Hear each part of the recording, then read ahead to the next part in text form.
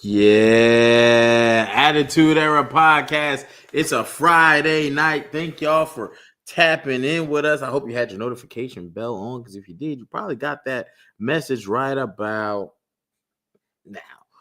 Oh man, but y'all know what it is. It's your guys' Attitude Era. You see the guy on the right or on the left, depending on how you're looking at your screen.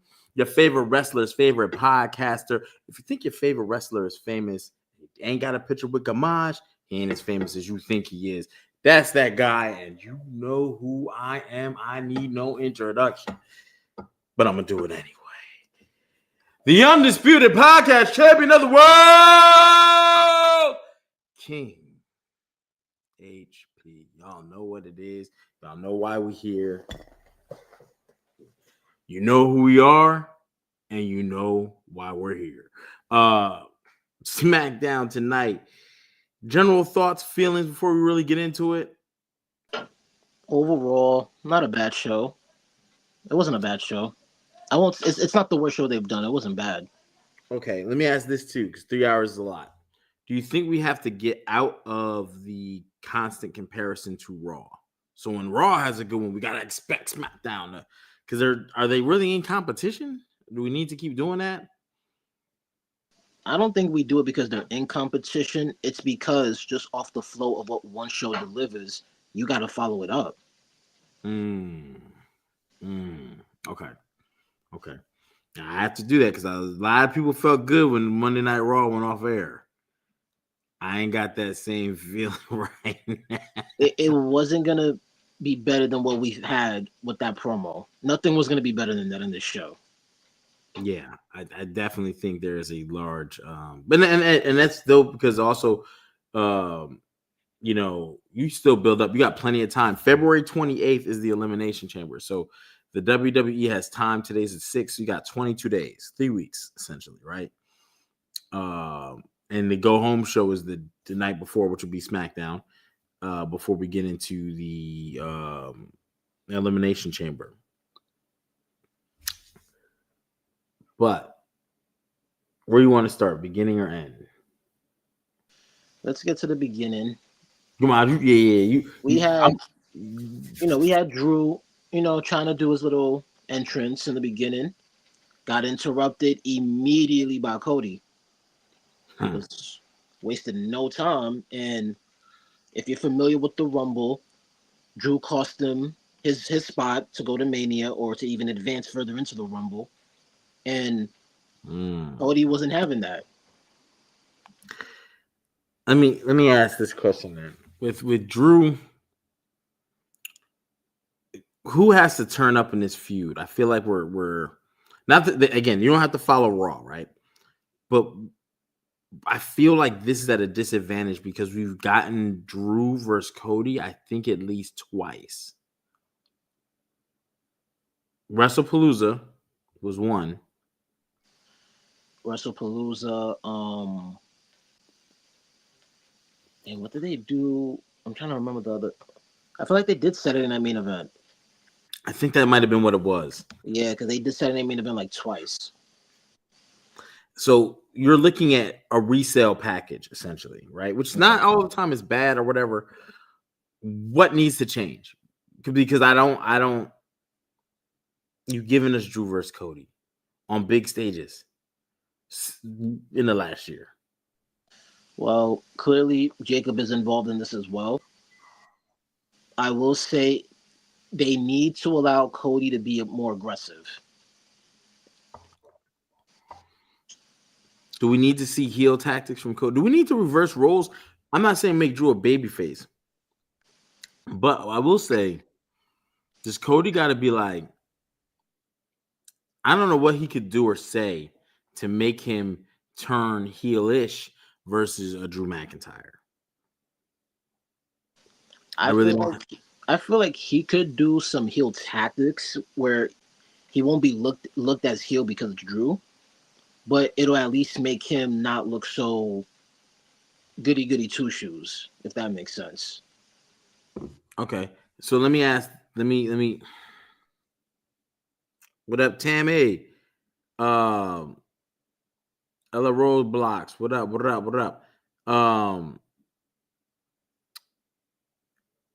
Could revealing the attacker to Jacob Fatu being per se Cody Rhodes change things? And Cody being like, yeah, I took you out. You're getting on my nerves. All this yada I mean, and blah, blah, blah. Like, would that increase? And then Drew gets to sit back like a fat cat and be, pulling, kind of like not pulling strings, but letting them kind of, is that going to enhance this, or does WWE got to look to do something from left field a little bit on this one? If they go that route, I think it helps.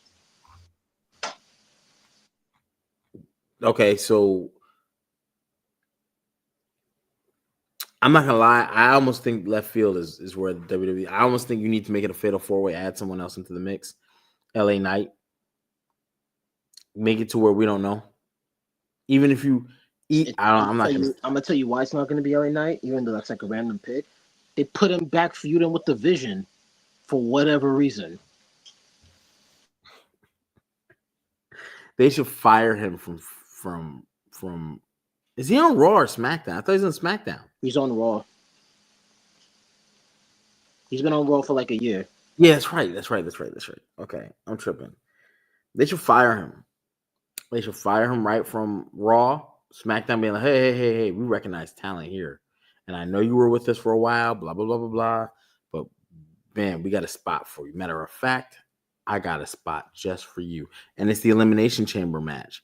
And he gets in somehow, some way, or, he finds a way to work into that main event spot. He's not working on nothing. I just don't think Jacob Fatu being dropped into the mix turns Cody Drew into a heater. You know what I'm saying? Like Punk Roman, that's big. That's big. And pause. I think it got bigger with their promo. I think it was a good match. It would have been good on paper. However, their promo, out of here. People forgot how good this could be and how much, because, we barely saw Reigns in 2025. And he lost the title in 2024. It was, I can't wait for him to come back. It's going to be all this business. And we just didn't get it, man. For the last, 18 months, damn near 2 years, like he said, we didn't get much Roman. I think Drew was beefing with the Bloodline when they all of a sudden went a hard left. I just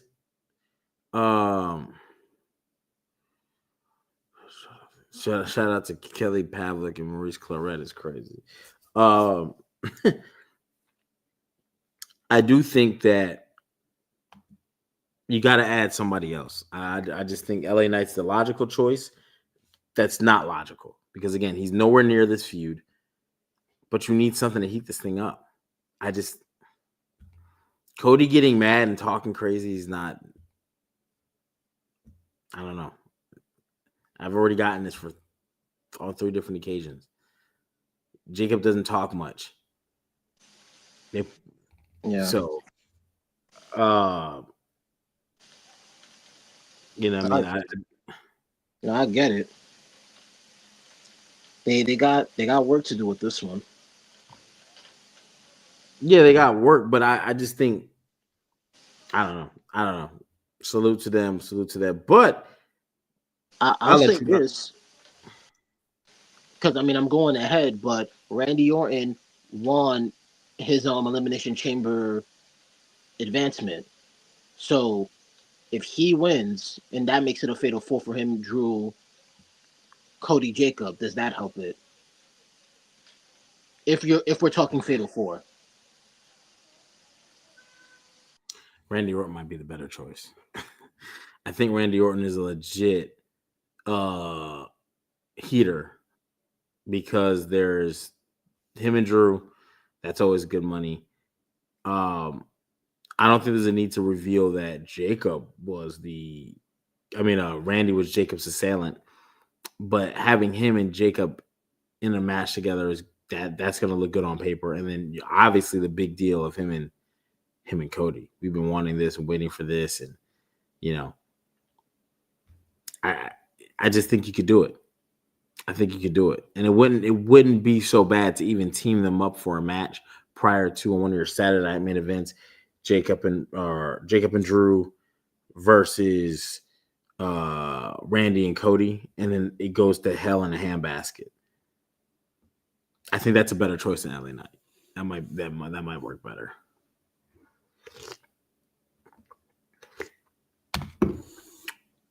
What else we had, Gamad? So when that happened, we had the women's tag team match for the belts, which is actually the first match of the night. So Rio versus Julia and Kiana James. If anyone had any hope after the Royal Rumble that Kiana James would look better from how she presented herself there, yeah, not gonna happen. Hey man, we can't. Yo, I got hope, man. I got hope. I think Kiana James has a large upside. Not world title status, but she'd be good for your mid tier scene with Julia. Whenever you have a partnership, Julia being champion, her being I don't know what she's, her manager, her handler, whatever. There's always room to grow that and turn it into a rivalry. That's always, it's a money card. It's been good since the test of time. They do it in comic books. They do it in WWE. They do it on it's just always going to work. Right. I do think. Go ahead. No. I just think them being a tag team in a stacked division shows the depth of the women's tag division right now, because that's a tag team that doesn't have a world champion. Her being U.S. champion is like your mid-tier champion with, a potential mid-tier contender. The next best or next closest to that is like Nia and Lash. Lash hasn't won any world titles. We see it maybe mid-tier world titles in her future. Nia but has been a multiple time world champion. So as far as not as strong tag teams, this is like your weakest one. And this is not a weak tag team on paper or anything. So salute to the WWE women's tag team division right now. Salute. Yeah, they did have like some few moments that were cool. Julia and Io had a few moments. They actually had a nice little one-off for a bit.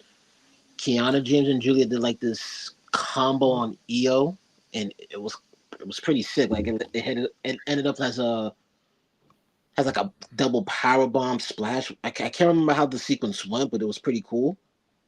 But other than that, you knew they weren't winning. Yeah, I think they're not dropping them titles before Mania unless an injury or something happens. No, I'm telling you, once the Bella Twins made it clear they want the belts, I knew immediately they're not dropping that till Mania, because I think the Bellas get those belts at Mania. Don't say those things. The Bellas? Look, I don't like it. I don't care about them. But on paper for Mania, that's gonna, they got their fan base. You're right. 100%. We saw them in Saudi. They got a good pop. You know what I'm saying? So, yeah, Vinny, I think you're right. It is the last. I didn't put your other comment, your Connect 4. You didn't even play Connect 4. It wasn't even called Connect 4. You know how like they have Captain Crunch and then they have that cereal that has a little star and like, if you like Captain Crunch, try me. You had me play that game. I don't know what that game was. It ain't had no uprights on the side to hold the board. It was crazy. Vinny, you don't be ambushed by Vinny. And the game always let Vinny go first. You know what I'm saying? And Connect 4. So if you get to a stalemate, you know who gets the last go. So if you start setting these things up, you just come on, bro. But nah, salute to him and his. Oh my gosh. Yeah, Kevin, that's a lie. We all know the Bella t-shirt. Twist. What? Yeah. Gamache, she thinks you must have a Bella shirt because I ain't got no Bella shirt. I got a what now? A Bella shirt, the Twist t-shirt. Well, let me say this, and I say this respectfully. It's a reason why I never got a photo with the Bellas, and that's by choice. So what makes you think I got any of their merch? I mean, you have a belt signed by the Big Show and Kurt Angle, brother. And I met them. You ain't never met the Bellas? No, I've seen them, but Holy shit! So is the saying true? Is the saying true? I just need a yes or a no. Is the saying true? Y'all know what y'all. Hey, this is your favorite wrestler's favorite podcast. If you think your wrestler's as famous as you think he is, and he ain't got a picture with Gamage, they ain't as famous as you. Holy shit! So they're not winning that Mania. They ain't got no picture with you. No, I'm not putting the Bellas over. What are we doing? Undisputed podcast champion of the world. Your favorite wrestler's favorite podcaster. If you think your favorite wrestler is famous and he ain't got a picture with Gamage, they ain't as famous as you think they is. I don't care how many shows they got. They ain't going over at Mania, man. They ain't doing it. Hell no. He saw them. That's even worse. You looked at them and they same face and was like, nah. I ain't gonna lie, I really was like that. Like, nah, I'm good. Yo. No disrespect, but I'm good. Dog, that's the most hilarious story ever. Though. Look at them and be like, you about to lower my stock. If I take a picture with you, people, nah, be good. They're famous. Nah. Let's you know what that day. Let's put it like this. I'm looking at it like, I mean, I still wasn't gonna care to get them, but it's like Bella Twins is over there, Tori Wilson and Stacy Cleaver is over there. So who you think I'm picking? Yo, I'm with you. I think man. I'm with you, Gamage. I'm with you. I'm actually a little shocked to hear that. I would have never heard that story. Maybe it's like, oh, I missed the Bellas. Like, they were at this place. I was supposed to be there, blah, blah, blah. My man said, I saw them. I looked at them. And it wasn't worth it. Oh, my God. Gamage, I ain't going to lie to you. I'm a little bit different. I would have saw the Bellas and thought of a pretzel. That's fair. Archie in the building. You know what I'm saying? Hey, much love, good sir. Much love, good sir. We can't wait to see you get back. You know what I'm saying? With everything you got going on. Kevin,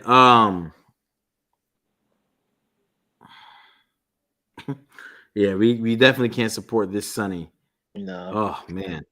Definitely cannot support this Sonny. It's the Sonny. I think she's locked up currently. A lot of drinking and driving.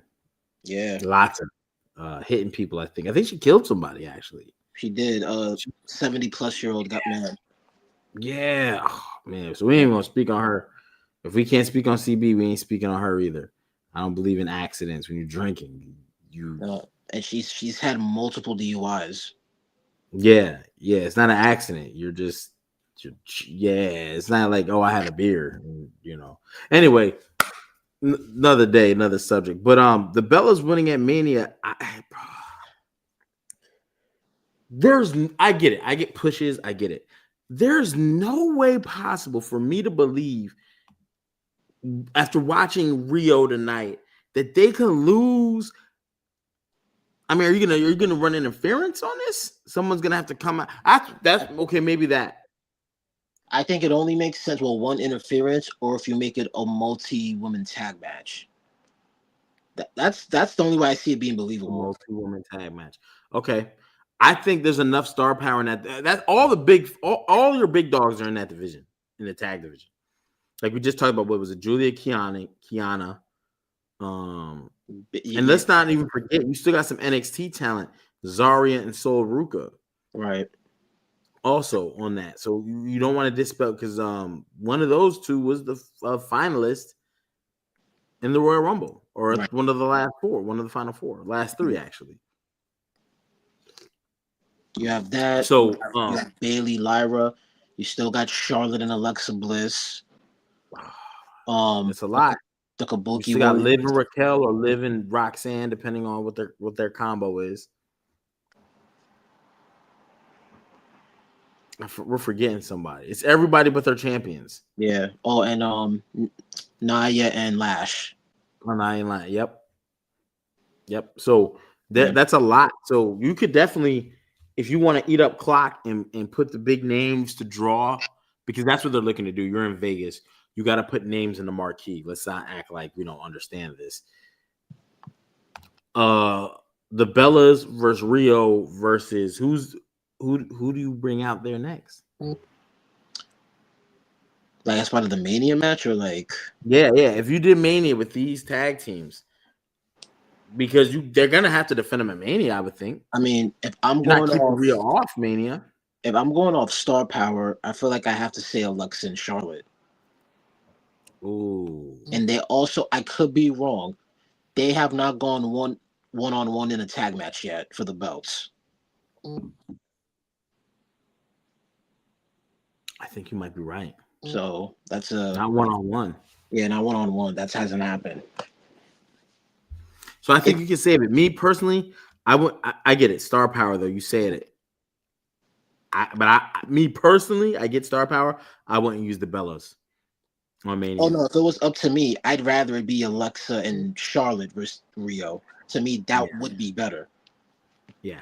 But I would feel foolish if I feel like they didn't put them in there, even though I don't want that. Facts. And Mike, absolutely they need to bring Soul up. I also would like some understanding on how they're doing NXT. So I guess that's everybody who comes in the company. If you're not coming from, I guess everybody, because off the top of my head, Jade was like the last one who just went straight to the main roster, didn't have an NXT stint at all. But everybody else who's coming from developmental or from another company, Ricky Saints or Starks, whatever we're calling them. Technically, Royce Keys. Well, actually, we don't know because he ain't debuted officially at any of these shows. Yeah, Jordan Grace, Joe Hendry, they're all tied down in NXT. So, Jordan's on the main roster now, but she debuted in the Royal Rumble as a TNA Knockouts champion, only to later go down to NXT. So, I say that to say this: there's a lot of talent, and female division is stacked, but I feel like they're passing time with some of this because you got to break some of this up. You've got to. I would never break up Nia and Lash. I would let that work for as long as you need it to, because when you put two powerhouses, I don't want to call them the Warlord and Barbarian, but that's the vibe I get when I see them. Not physically, like I don't see the Warlord and Barbarian. I think they're some of the most beautiful women on roster. But how they wrestle, the purpose of how they're wrestling, like they're the powerhouse. You know what I'm saying? They're here for strength spots. They're here for the big, you know what I'm saying, Nia Jax, even though she's lost a lot of weight compared to, go back 2-3 years, you know what I mean? She's still she's still used in a style where she's the big, you know what I'm saying? Like she would still be like considered a heavyweight. She would still be considered a giant, like for the women's division. Yeah, yes, 100%. Yes, that's what I'm trying to say. I didn't want to say nothing crazy because I'm like, man, no. Whew, I love me some Nia. I ain't gonna lie, all of her, all of you. Anyway, we ain't gonna get into John Legend tonight. So yeah, I know. Little after that, speaking of we had Kill Wilson come out. He was ranting for a bit about not being in Mania, the whole toxic thing. And then to our surprise, he calls out somebody for a match, and we get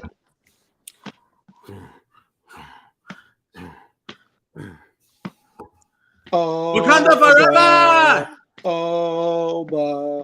Oba.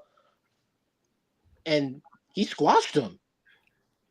Rightfully so. He squashed him, and that's how it should have been anyway. Here's my problem with Obafemi. I don't know. I don't want to say this a lot because I don't want to jinx nothing. Where you start is usually where I think the WWE sees you. One could argue he started against Cody Rhodes. That was his first match, remember? Or one could argue the stuff he's doing now, since it's really being brought up official, is this stuff. So I'm not sure. And I bring that up because, like, when you look at like a Rusev, who did Rusev start beefing with when he first just came back? Tazawa and Otis. Right. You know what I mean? Who did Jacob Fatu beef when he came in? Randy Orton, KO, and Cody. So I think it matters because if I beef with the low bottom of the barrel, it's hard to escape. You remember when they repackaged Da Vinci? The first thing they had Da Vinci do after all that repackaging, they put him in the ring with Apollo Crews, someone we ain't seen on TV and damn near ever seen on TV. Yeah. And he lost. So, and Rusev, man, you want to talk about we're burying you? We're burying you. We have no problem doing it. That man was in the Royal Rumble for 1 minute. He didn't even help to make Oba look strong. Yeah. You just eliminated him. You could have used that as Oba is not waiting for people because Rusev got in there, and then he has to eliminate Rusev, and then he clears the Rumble from there after because Rusev, you know what I'm saying? Anyway, Rusev is too. You don't have any good heels, and Rusev's whole gimmick is kind of whack. How you had him coming back where he's just like, I'm focused and all this other stuff he was saying. I think that works for a while. Rusev doesn't have to say much to be over as a heel. I'm from one of these countries. Who was my man that Conor McGregor threw the chair out on a bus? Damn. It's not ringing a bell in my mind. Khabib, not Caleb. Khabib, right? We all watched how good Khabib was. And Khabib got super over with audiences, right? Man of very few words. Now, I'm not going to say he played a villain role compared to Conor McGregor, but you got to look at, like, people. WWE does this all the time. Let's not act like, you know, they look for outside influences to inspire characters or personalities or whatever. Yeah. And so I think for Rusev, that's the kind of way he needs to be. Not much spoken. You want to fight? Okay. I'm here because, and since you have him using the Rusev name, which is what he used the first time, I'm here because last time I didn't get the job done. I was worried about everything else, but beating your ass, I take no. You know, just have him not quote Thanos, but just have him talk like Thanos a little bit, like, you know. I mean, I do think when he was feuding with Sheamus for a little bit at one point, that he was going in the right direction, and then it got lost. Yes. And I don't want to keep hearing about creative, like, that we don't have idea. Like, you guys suck then. Why do we even call you creative if you're not creative? Right? Like, what is the sense? So you should be able to look at TV shows and get inspired by things. Like the Stone Cold character came from Steve Austin watching a documentary on serial killers. And then his wife happened to bring some tea to him and said, hurry up and, some hot tea. And she was like, hey, you need to hurry up and drink that before it gets stone cold. And bam, Stone Cold was born. And then later he gave the promo. So if you're not watching TV and thinking of things and how to improve your character now that doesn't mean he hasn't tried and they haven't knocked it down. But if you're going to have Oba do that to people, Kit Wilson's always a good choice. Like, he does nothing but it does nothing for the Oba. Oba doing that to War Raiders kind of just messed up the tag team division, low key. Yeah, low key. It's set up because you're still trying to get your Raw tag team division up, and here you got one guy coming out of NXT, and guess what? He ain't even had a match, but he just dominated your, one of your tag teams. Yeah, solo. Former tag team champs at that. Yes. Yeah. So he really did more harm than good in that sense.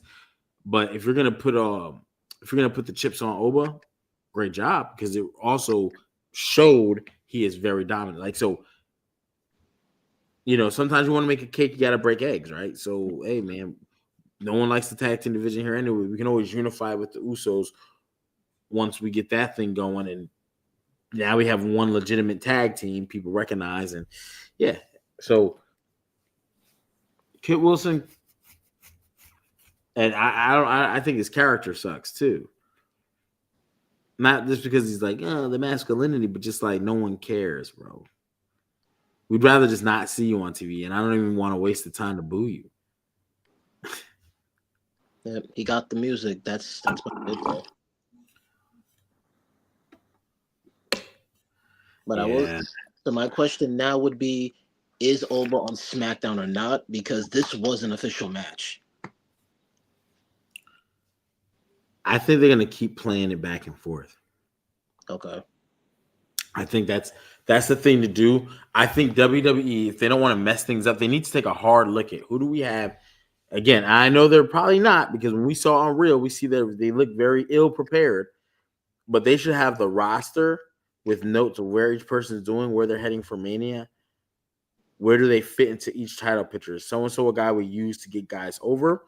Is so-and-so, he's a gatekeeper, right? This guy's a gatekeeper for the mid-tier title. What do you mean?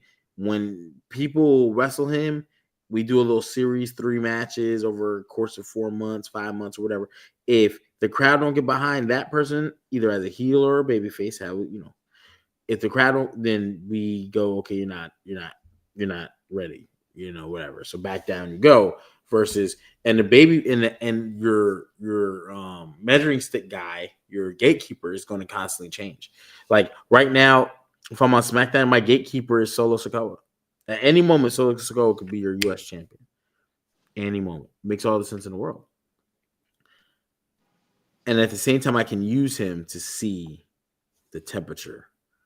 I can temperature check. Because one, he has a stable. So I can cheat my way all the way up to the title, and ain't shit no one can do about it. 2, if things get dull, you can always tie me back to Roman and the boys, right? 3, I have enough size that I can do things by myself. If Solo might be better suited going babyface, because he really kind of does get over with the fans in a good way, because they think he's a funny guy, and he's, Solo, you always see him, these clips of him on the internet doing these impersonations of people's mannerisms and such. Yeah. I see the chat talking. Oba looked better on Raw for me, for real. I agree. Oba needs to be on Raw. The SmackDown roster needs a shot in the arm. Even Drew said it. Oh my God.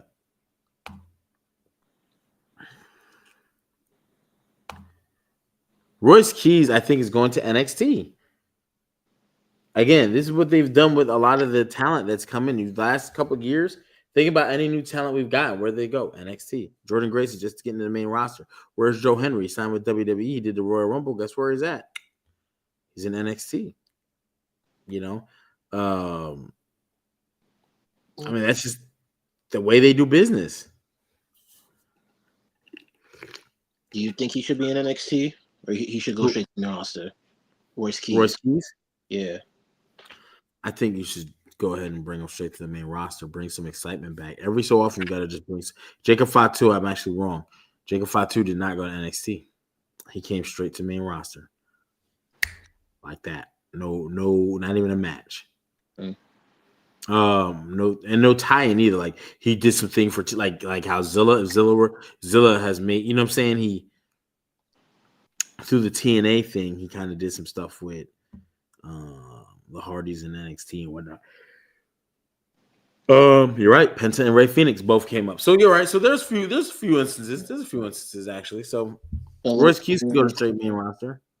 So let me ask this also, like as a little throwback.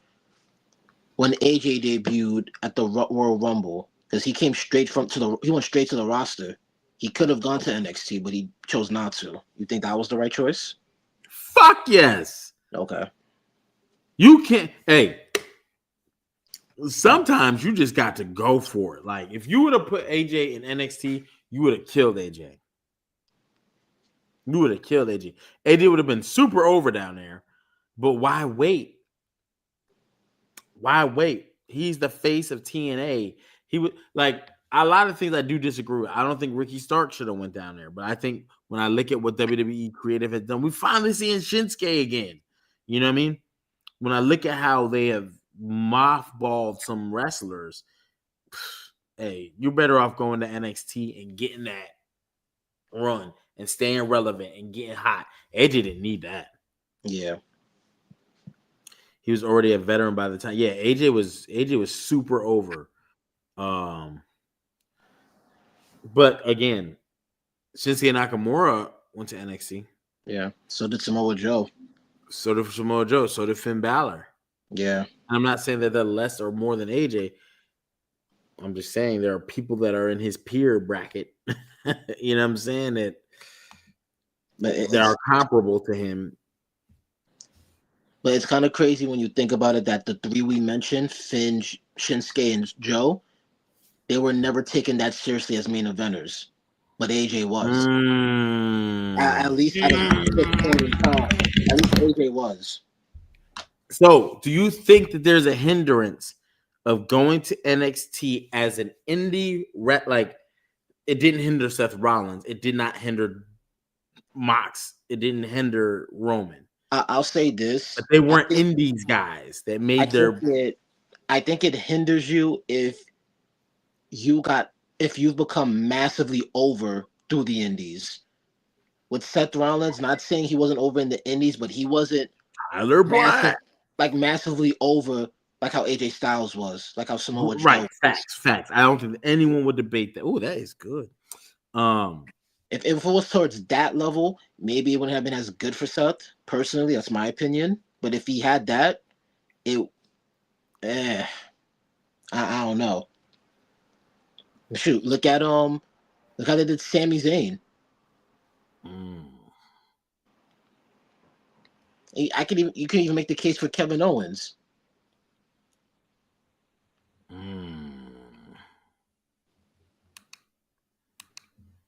Ooh, I'm playing with my lights, y'all.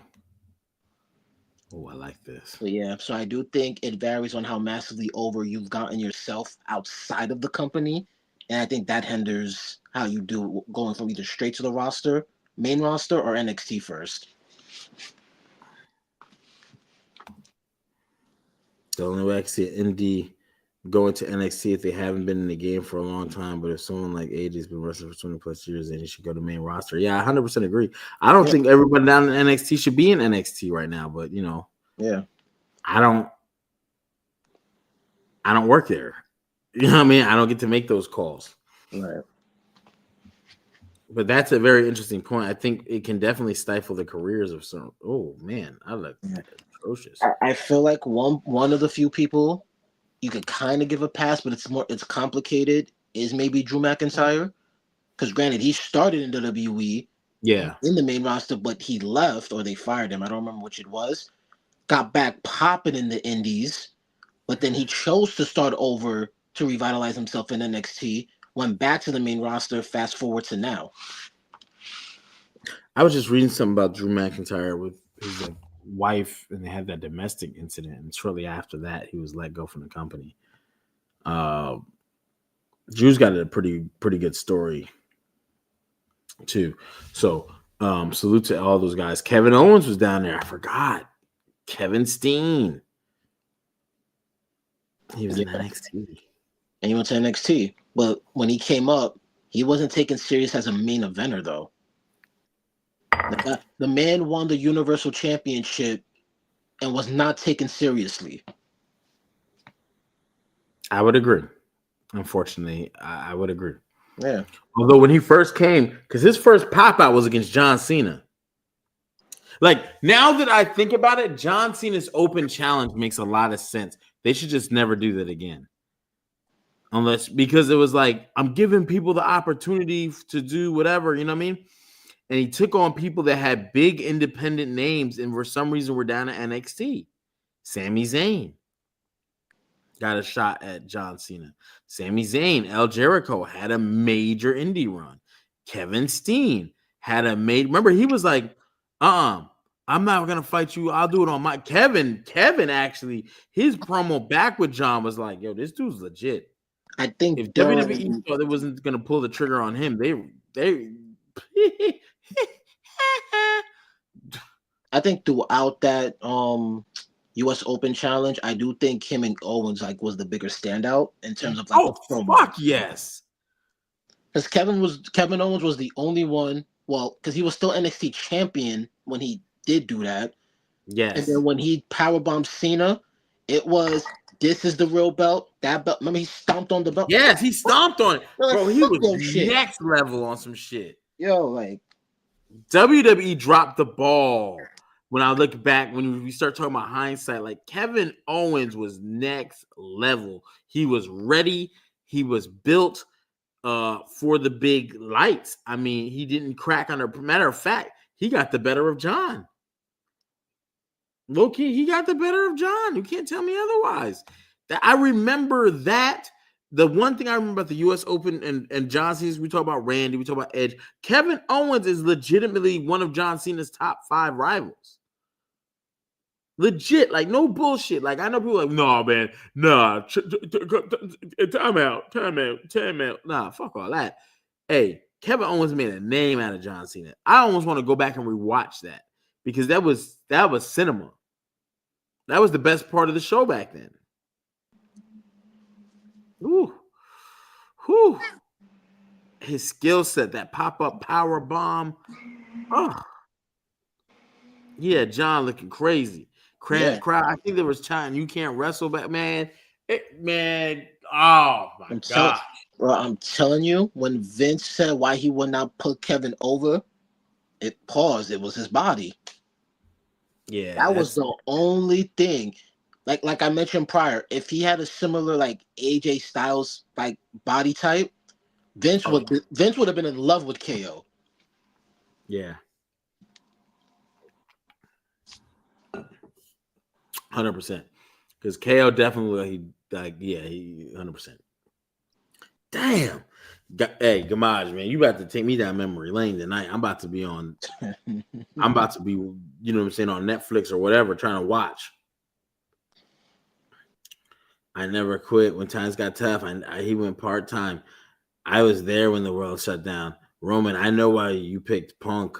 On one hand, you've got a 280-pound warrior, and on the other hand, you've got Fragile Phil.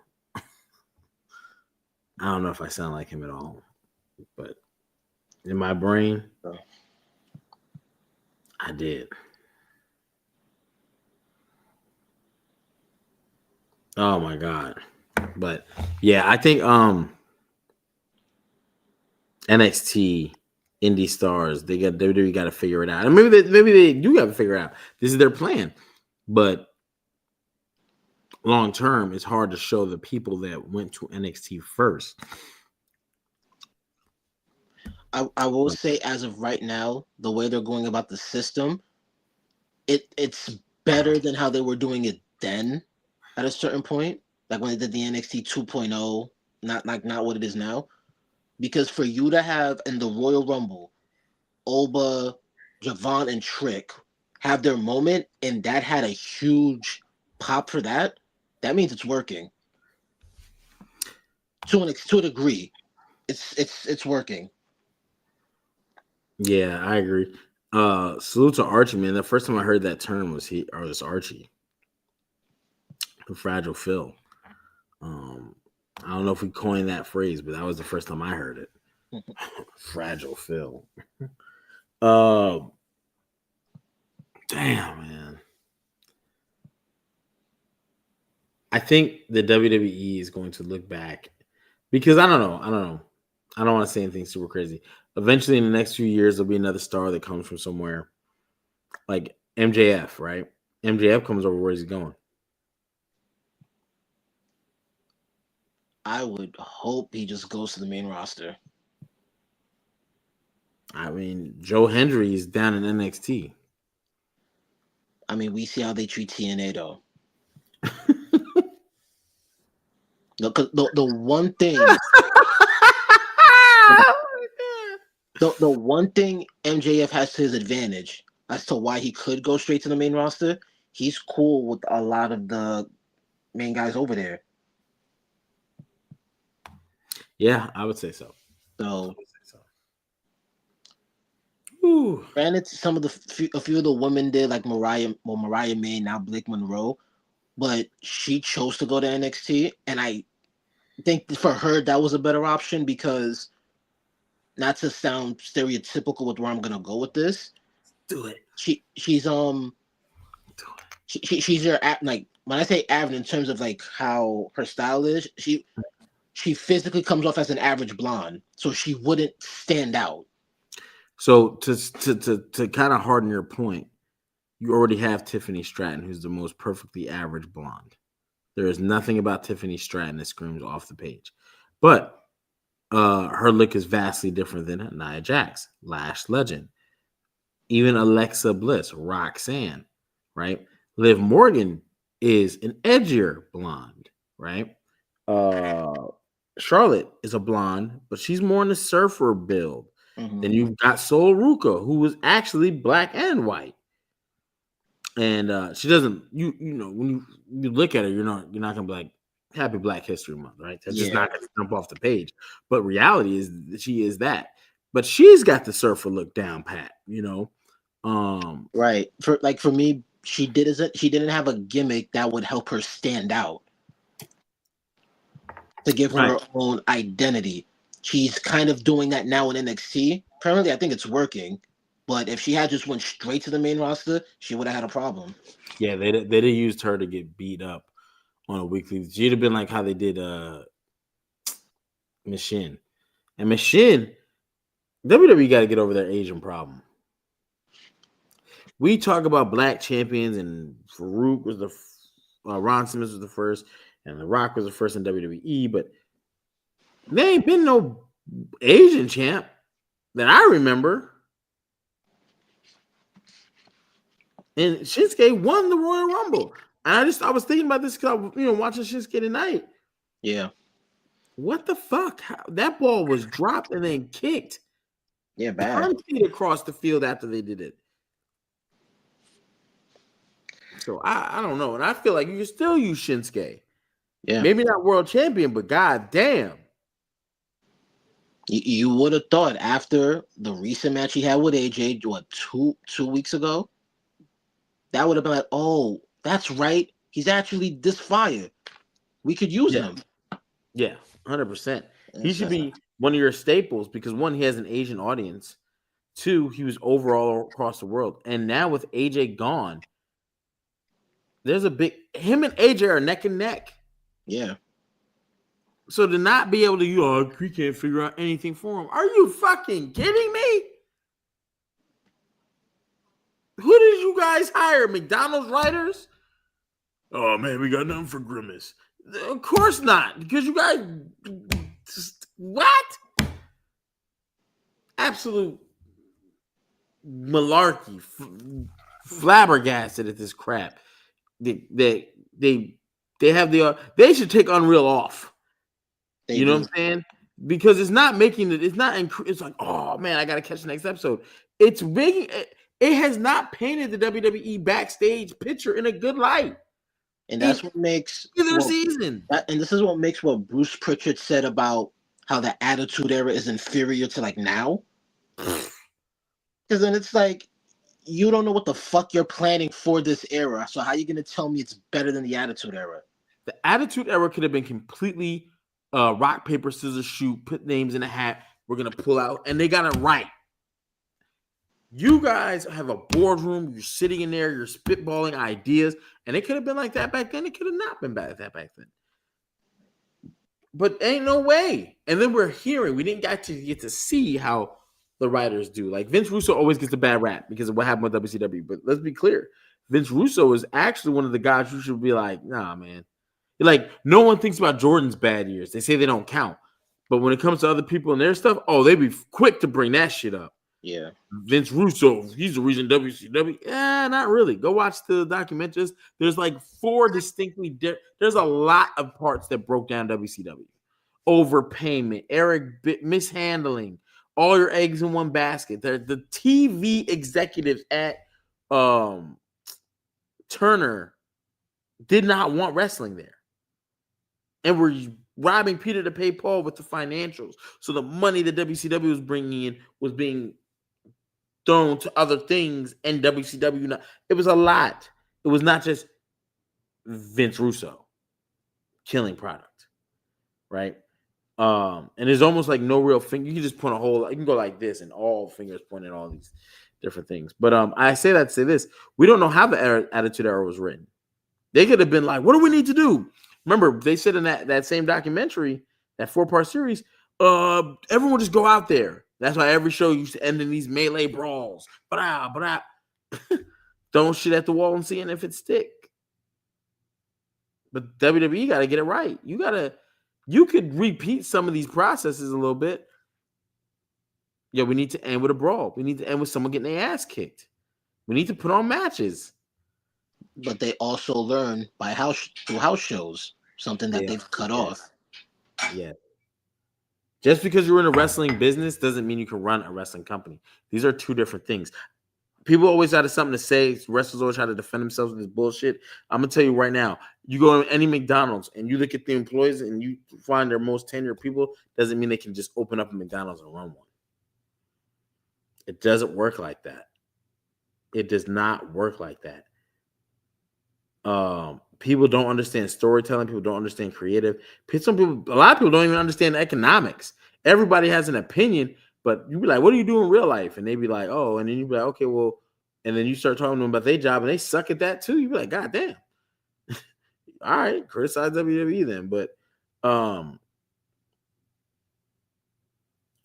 they got to take Unreal off because tonight there was a triple threat women's match, Elimination Chamber. We'll be out of here soon.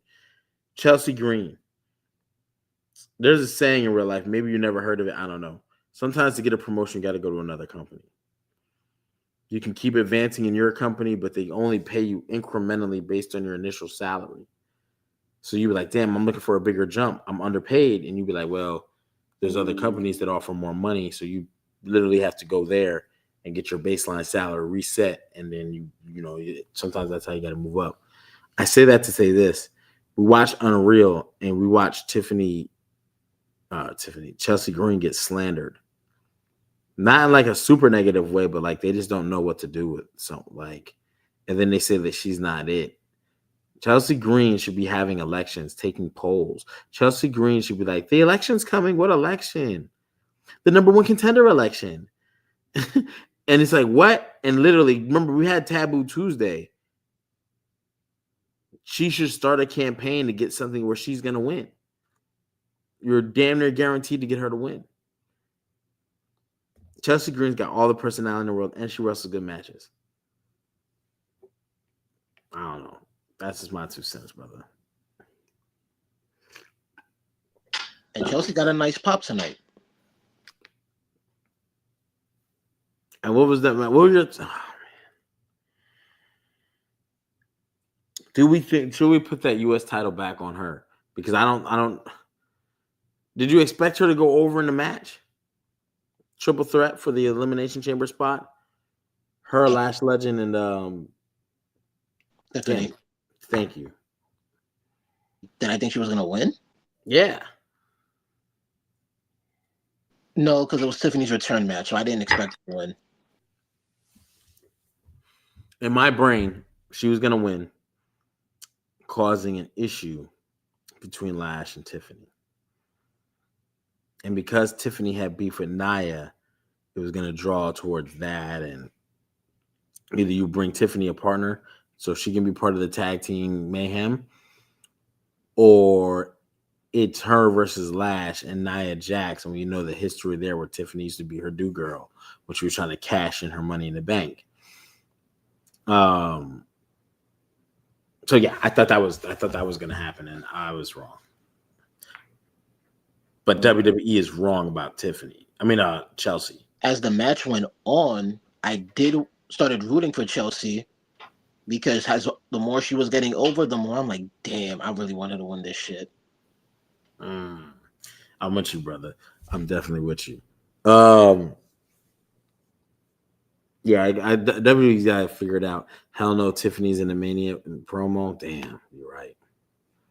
The other thing is, there's a rumor that she might face Jade again, but at Mania. That's the other rumor.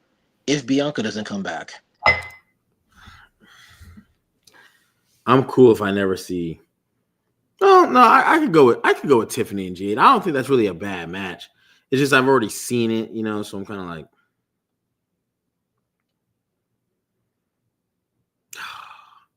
I have a totally non-wrestling question, but it's popped up, and I just really want to ask this question. This is a hip hop and battle rap. Oh, man, So let me. So I asked the question. You got to get out of here, don't you? Yeah, but I got some time. Yeah, I'm gonna signal you, but we good. We still good. Okay, I was just looking at. I was like, oh shit.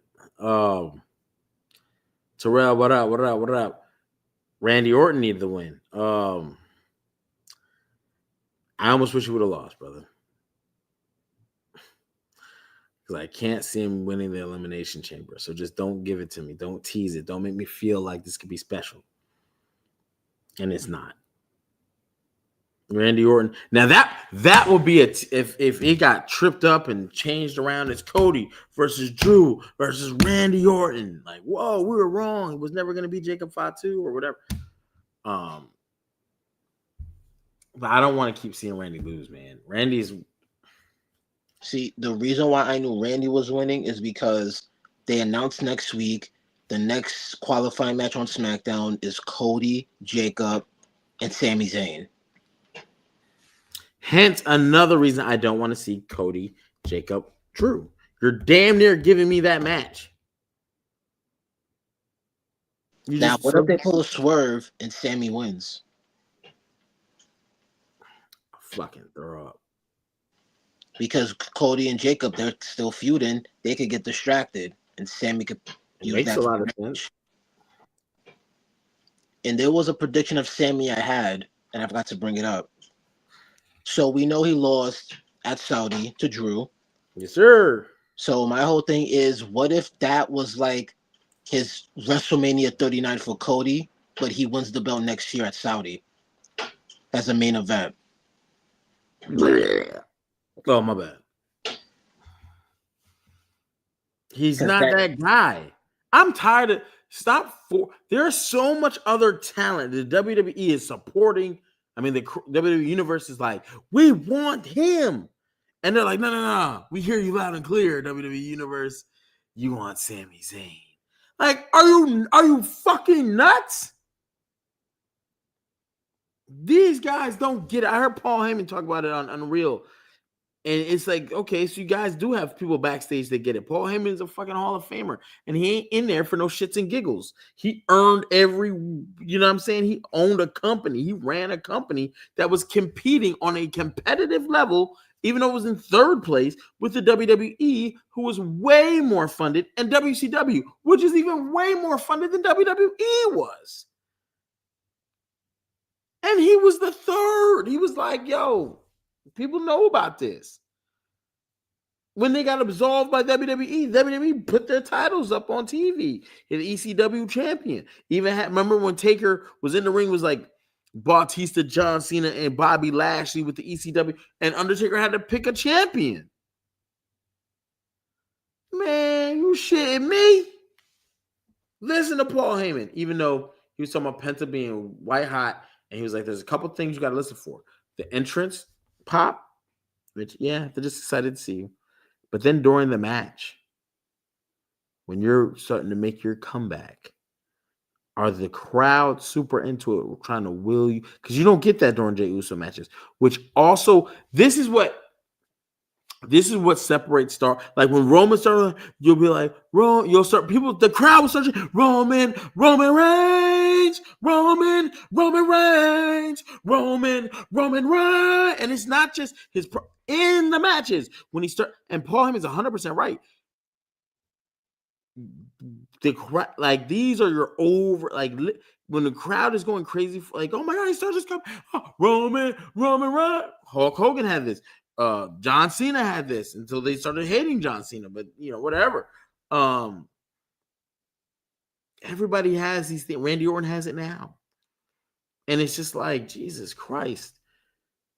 We're going to give you Sami Zayn.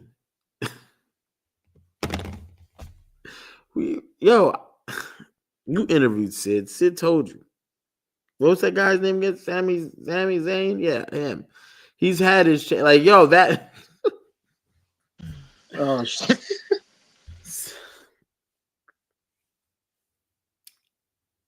Sammy needs to be in the mid-tiers at WrestleMania in Saudi, winning it with a great storyline to become an Intercontinental Champion or a U.S. Champion, whatever. Doesn't matter. But there needs to be a storyline attached and why it's such a big deal. World Champion is just not especially not at WrestleMania. Maybe one of the smaller pay-per-views, sure. And he keeps it for like 60 days or 45 days or so or whatever. But Mania? Oh, it's in Saudi. Who gives a fuck? $1 Million Man addressed that about about Bret Hart one time where Bret didn't want to drop the title in Canada, and Ted DiBiase made such a valid point. Why does it matter where you drop the belt? Yeah, like There's everyone can see it around the world, no matter where you at. No matter where you at.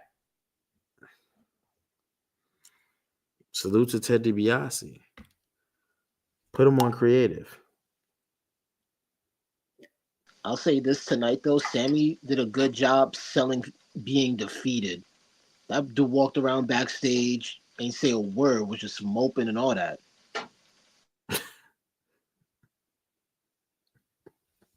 I love when the chat be getting into it like that. Like, yeah, fuck Sami Zayn.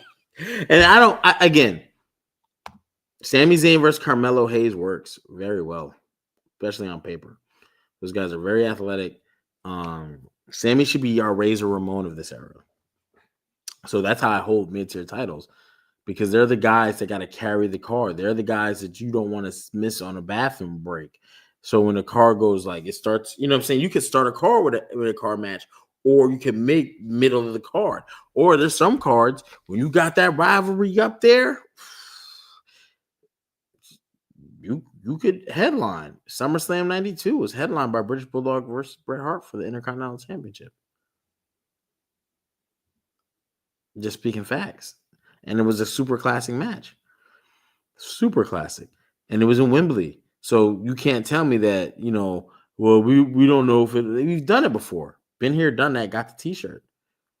It can be done. You just got to have good storylines going into it. Remember, they had Diane, Bret's sister. She was married to Bulldog, and she didn't know who to choose. And it was breaking up the family, and you guys are killing me with all this shit. Yeah. Yeah. Yeah. You know what I'm saying? So he always looked defeated. I'm tired. I'm an underdog. I'm so goddamn corny. I just came from the bar. I drank. Get out of here, bro. If Jay can, no, bro, we can't. They made a mistake with Jey Uso. I'm not gonna say a horrible mistake, but damn near. One, you let him win at WrestleMania. You took a chance though, so I'm not totally mad at you. But your next biggest mistake was making him tap Gunther the way he did. Like, why is Jey Uso tapping? He has no finisher. He's gonna use Gunther's finisher. When did we ever see people use the reverse move of somebody else, and that ends the match? So that already told you it was a bad idea. We don't. Okay, then. This is a bad idea. He should have just did the Uso splash, even if he had to do it like 5 times. Yeah, and it would have worked.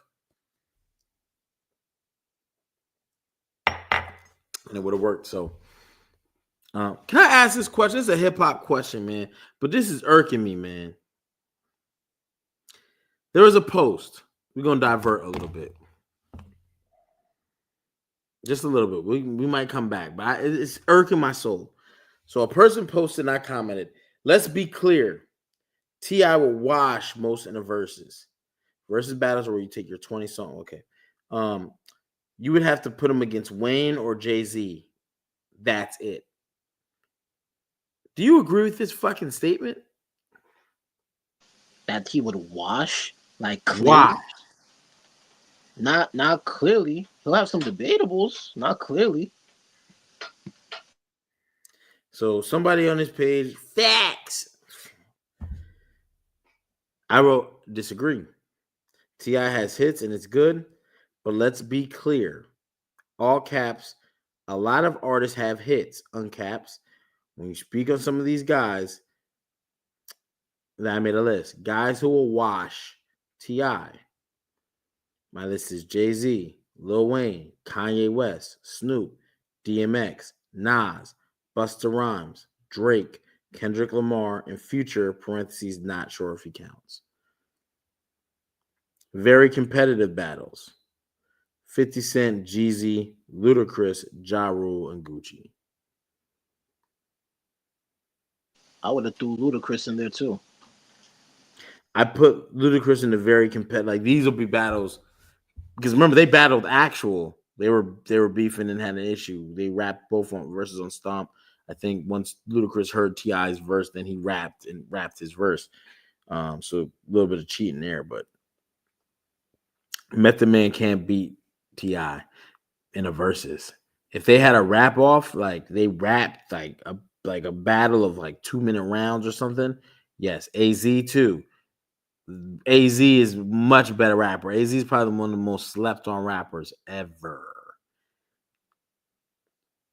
I put 50 as competitive because it's going to be depending on where you're from. But I'm going to be also, let's be very clear. If me personally, 50 will wash him. Wash.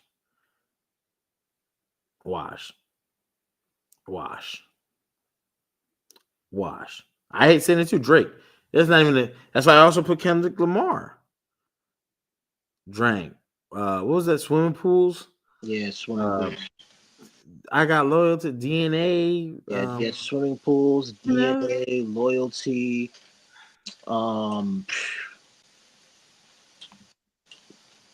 You know, you just threw me off with the hip hop, so I can't think right now. yeah, I'm sorry, y'all. I'm sorry, y'all. It irks my nerve because he responds, "Yeah, you bugging." 95% of the people you listed would get dusted. It wouldn't even be close. Ludacris isn't in the conversation, and then he said Ja Rule with the big-eyed emoji 3 times in a row. I would not say Tip's first album is a classic. Far from it.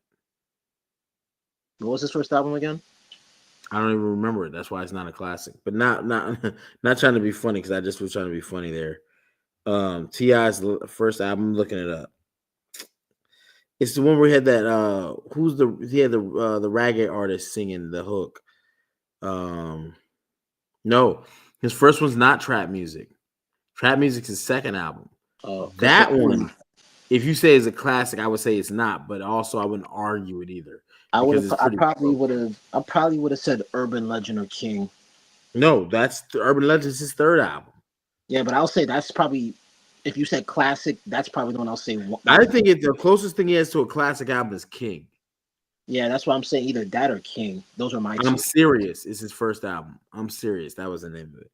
You know how when people when people caught Jay-Z's Reasonable Doubt did horrible sales first week. Did less than 100. It did less than 80,000. It did like 60,000 or something. When people listen to it over time, they're like, Jesus Christ, this is a monster. So, yeah, Urban Legend, King, Paper Trail were fire. Urban Legend, trap music, King, T.I. versus T.I.P.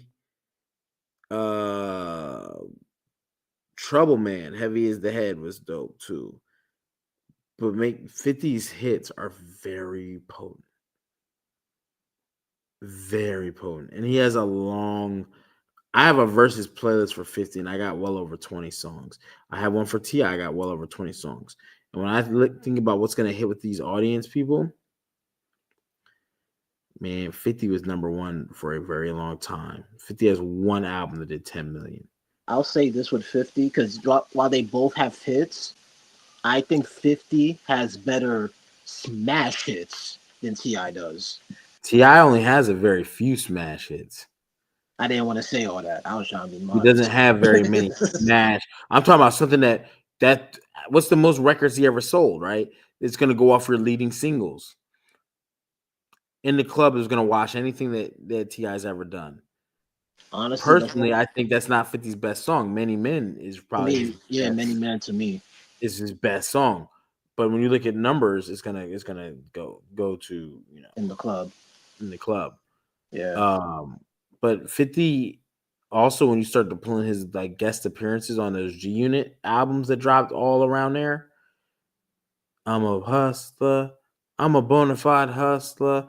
It gets ridiculous. I'm on fire up in here. It's burning hot. I got the magic stick. I can hit once. I can hit twice. I get the baddest. Like, bro, don't believe me? Come me tonight and I show you magic. T.I.'s got some dope stuff too. Don't get it twisted. The best, most competitive battle out of all that is probably him and T.I. But I don't. I think it's as T.I. plays his music and people are dancing. T.I. has a very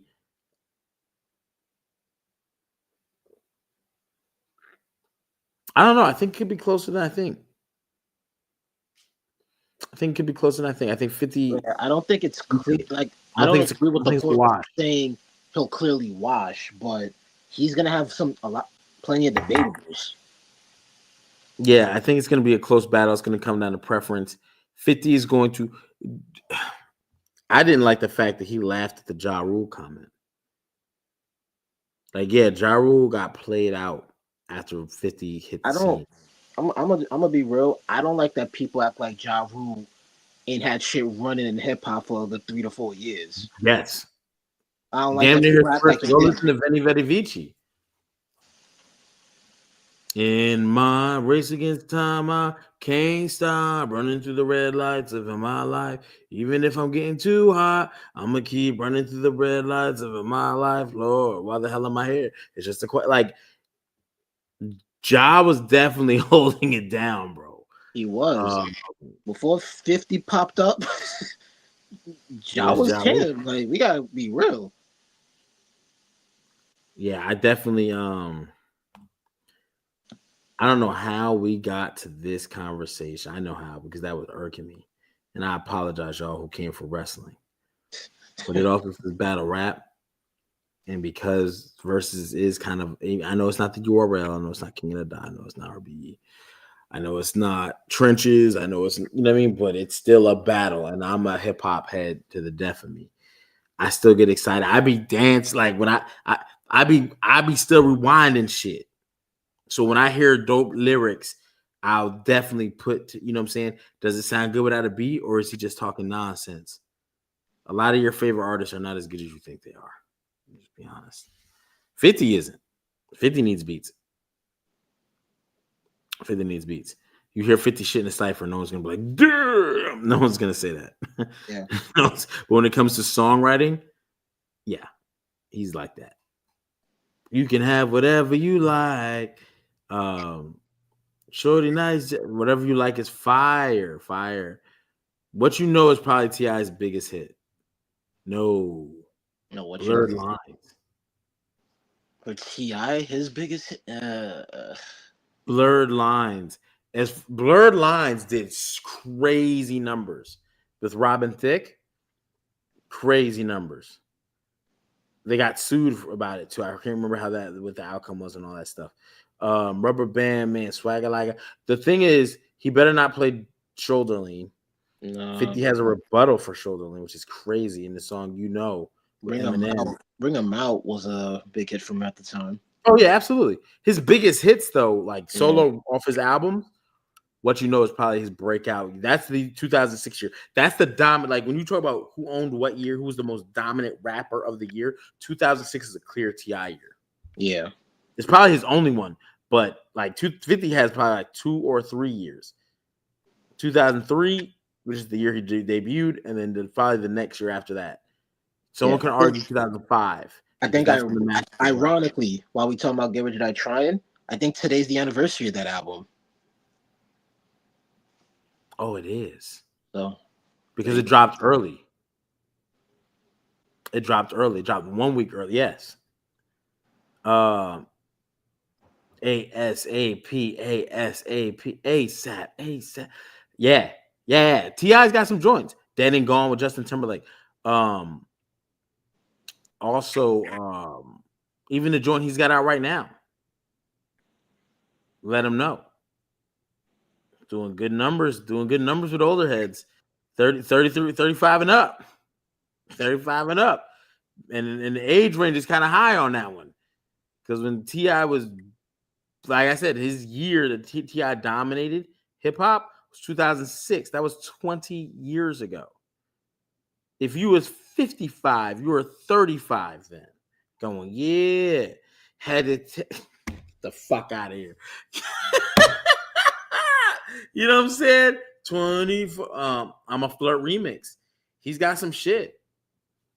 The thing I think that favors T.I., if I would say T.I. is going to win, is he has way more diversity than 50.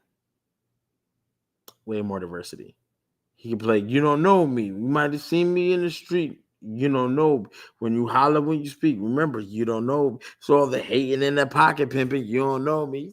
Telling people you my partner. You like there's a lot they can go into between that. Urban Legend was not a great album. It was really good. It wasn't great. It was really, really good. So you would say if I put it on, so you say King is his best. Well, I'm not gonna say best album, but King is. You can say it. Full faith. I'm saying for you, do you think that was his best album? Yes. Okay. Yes. Commercially, because also that was the year he drops. He's in the movie ATL. 2006 is a very dominant T.I. year. Yeah. I'll never even forget the video for What You Know when it had the two-tone. Did he have a two-tone 300 in the video? It was like black and red. It was fire though. The visuals on that video. Oh yeah, what other joint he had? It was no, that was in T.I. vs. T.I.P. Big things popping, little things popping. He couldn't match King. Yeah. He can't match King. And T.I. vs. T.I.P. is another good album. He made it a double disc. Cool. Not bad. Why you want to go and do that, little ma? Hey, so why you? Yeah, it was definitely fire albums, but I gotta say this. It does depend on the crowd. But 50, unlike a lot of New York rappers, does not need to be in New York. He definitely don't need to be in Atlanta. But like, why don't people put T.I. and Jeezy together? I think that's more. Well, I'm not gonna say it's more comparable. I think whenever you change regions and like Ludacris versus Busta Rhymes, same artist, two different regions. They're both like the way they rap. They both kill features. They both like when you watch their videos, they're very zany and yeah. Jeezy versus Gucci was enough. I don't want to see Jeezy again, but there was a lot of years where Jeezy might have above T.I. Oh yeah, Thug Motivation was one of those times. Yeah, he was like, so there's this one year I know that T.I. dominated hip hop, and it was 2006. It's very hard to beat. He also had the PSC album come out. I'm a king, bankroll from the pockets of my jeans. I'm a king. He had a lot going on in 2006 in that time frame. But 50 had about 2 to 3 year run, like of dominant. Like he's the guy. He is the guy in hip hop. And it was hard to do anything. He was so good that when no one else can say this. Your backup crew, like DNA is the head guy, right? He's the most known guy here. And if DNA dropped the album, let's say his album was the multiplayer, right? Then Gamage drops an album. Then I drop, all those sales get worse and worse and worse. Nelly has the St. Lunatics. None of them did shit. Murphy Lee even tried to go solo. It just did not work. Eminem had D12. You know what I'm saying? You just name people in their DTP for Ludacris. Every artist had a group that came out, and the group never does better than the original artist. But one group that did do very like they damn near was their own thing. Like the murderers were under Ja Rule. The one Rockefeller, you know what I'm saying? Like none of them. But one group that was comparable to their leader was G Unit. 50 did 10 million records on his first record. Game did 5. Banks went Banks is like 2 million sold. Buck went 1 million sold. So they want to ride with me. Put your hair down. You can like Yayo was the one, and then they put the group album out that went multi-platinum, and then Tony Yayo finally got released from prison, didn't do any touring, and he did like 800,000 copies. But he was the first one of that group, and then you had Hustlers and the G Unit soundtrack, the Get Rich or Die Trying soundtrack, also like the success of 50 was so crazy. Everything after him was a star made, right? And then star made. Yeah, and then when he did Massacre, didn't that go like multi-platinum in 1 week? Within over 1 million records sold within 7 days. Like the record before that was Snoop, and I think 50 was right behind him or right just past him. They did 800,000 something copies the first week, and then on their second week repeated the same number, which was unheard of. Normally, you have a percentage drop off, 25%, 45%. Those are relatively that's why they always concentrate on first week sales. If you do like, if we're talking about the late 90s, early 2000s, and you do 125,000 copy sales, wrong. You're not going to get a second video because they probably invested more money into so the juice ain't worth the squeeze. 50 doing 800,000 something copies on his second week, which remember his record was sold out in stores, bro.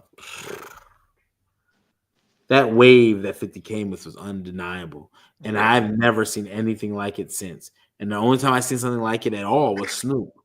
When Snoop dropped back in '93, it was 800,000 the first week, 800 something thousand the next week, 700 something, whatever it was, whatever crazy number he did the third. Snoop was wilding, and also did $1 million a week, and also Lil Wayne did $1 million a week. I think it was the Carter 3.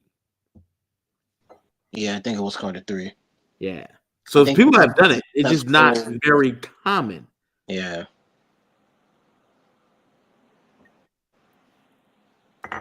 But $1 million a week is crazy. Is insane.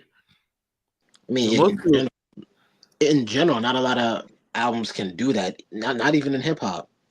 No, like $1 million copies in any album from any music genre, 1 mil a week is a crazy task. Yeah, that's why 50 was saying that stuff about not getting awards and Grammys. Like, who the fuck is voting? Yeah, I just didn't say that. I think if we can compare different artists to him, I know the guy said 95% of the people I named. He's bugging. He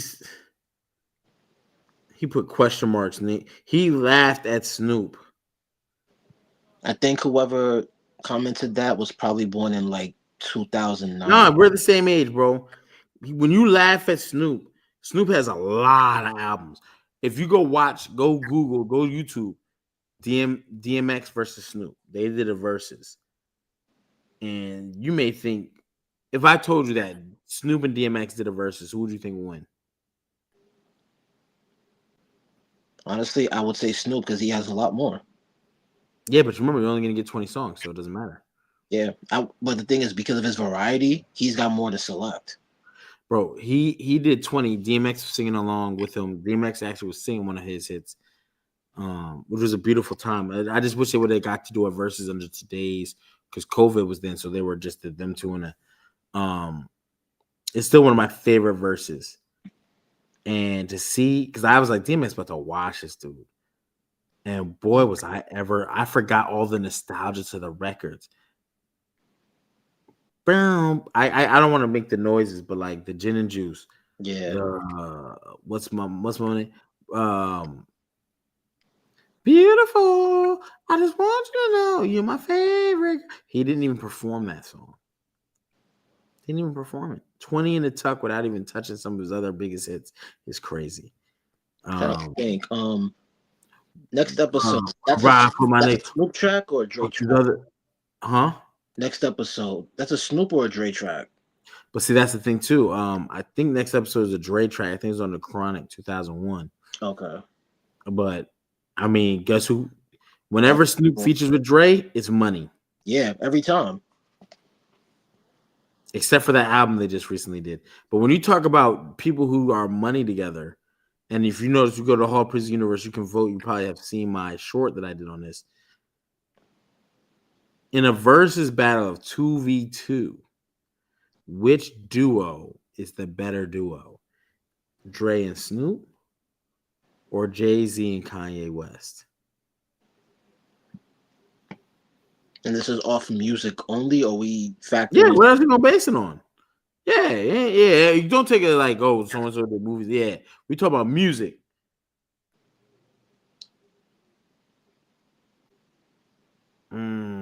That's a lot. I feel like it's a lot closer than most people will seem.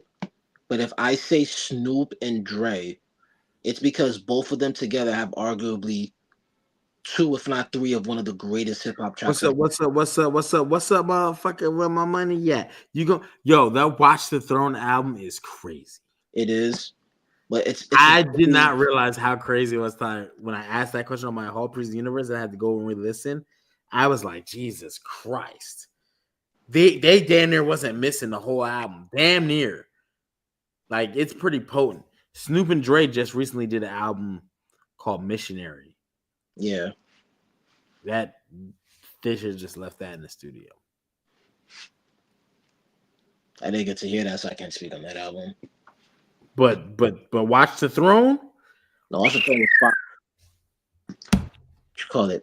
Black Excellence?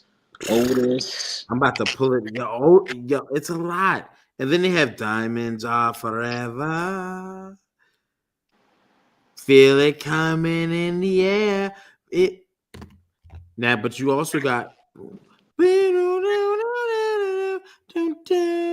1, 2, 3 into the 4. Snoop Doggy Dogg and Dr. Dre is at your door, ready to make an entrance. So back on up, because you know I'm about to rip shit up. Give me the microphone. That track by itself is on almost every hip hop historian's top 5 greatest hip hop song ever. It damn near is. Yeah, yeah. Man, back. Oh man,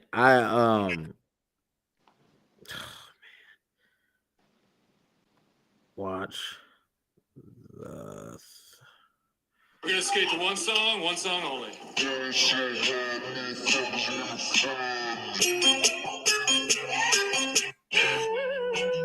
Turn my headphones up.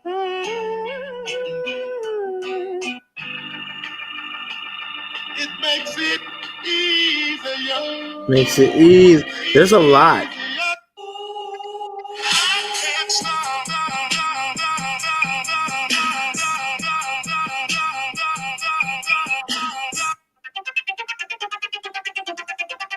I wouldn't even count this. I'll just go with No Church in the Wild. What's a king to a god? What's a god to a king? What's a to a non-believer who don't believe in anything? I'm not saying their hits are higher than Dre and Snoop's. I wouldn't say that. But they have more. That's just the little album when you add in all their songs that they did together, holy shit. And then they barely ever miss. So I don't know. But yeah, I think I don't know, man. Go to the Hall Prison Universe. We're gonna be talking about that. From is getting ready to come back on. I got some more because this TI question. I'm about to make a short tomorrow because this is really irking me. I'm about to call a buddy too. Like, yo, bro, what you talking about? Maybe we need to get on Twitter and do a versus, and you represent TI and I represent 50, or I'll represent any of the guys I named. Because you said 95% of the people I said was bullshit. And you put a laughing face next to Josh. You said Luda is not in the conversation.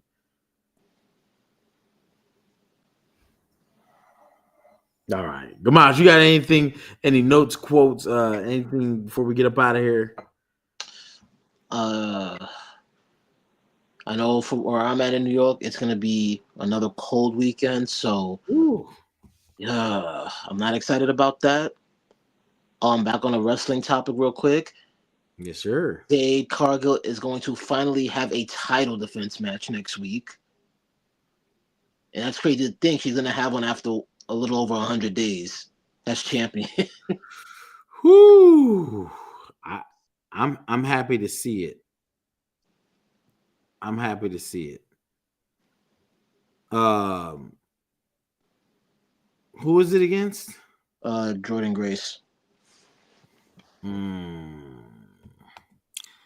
Does she have a main? Do you think that she? Because remember, we're not going to get more than 15 matches. I'm thinking between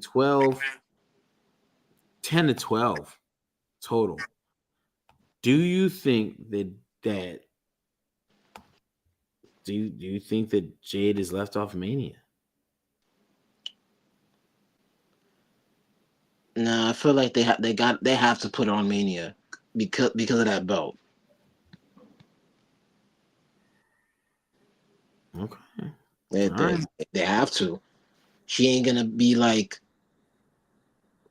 a marquee match that anyone's gonna be hyped up about. Unfortunately, unless Bianca comes back early.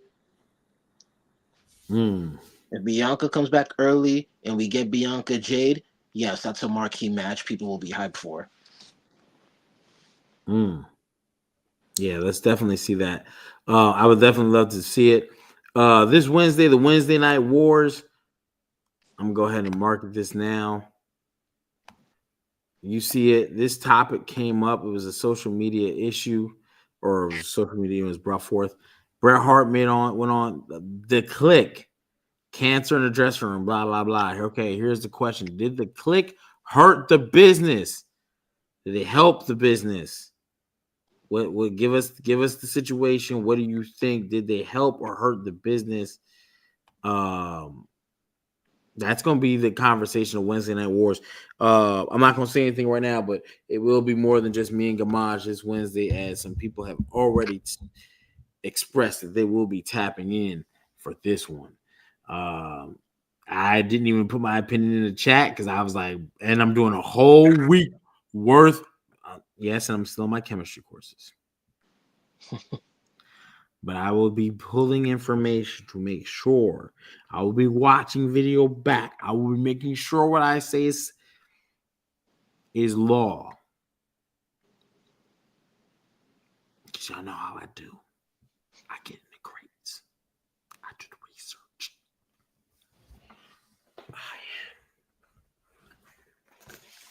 The Undisputed Podcast Champion of the World, alongside your favorite wrestler's favorite podcaster, Gamaj, in the building. If you think your favorite wrestler is famous and he ain't got a picture with Gamaj, well, then he ain't as famous as you think he is. But click in the building, click up. Yeah, I don't want to keep getting hung up on Bianca. But Gamaj, you got anything before we get up out of here? Nah, man. Just everybody stay warm, be safe. Y'all know what it is. Tap into the Hall Pre's Universe. We're gonna bring this over here. Where does T.I. rank with these against some of these artists for these verses, and who would we like to see him against? We will definitely be taking that on the Hall Pre's Universe from. It's just come back April 19th, which is a WrestleMania day, so I gotta get my priorities straight. Outside of that, anything breaks in the wrestling world, we'll be coming at you. Make sure to subscribe, hit the like, share the broadcast. You know what I mean? Hit the notification bell so when we go live, you get informed. And I guess to see you Monday. Yeah, they don't have nothing this weekend. Damn. -16 with the wind chill. Mike, stay warm out there in Philly. God damn. Until Monday or something breaks, we will see y'all. Tap in. Follow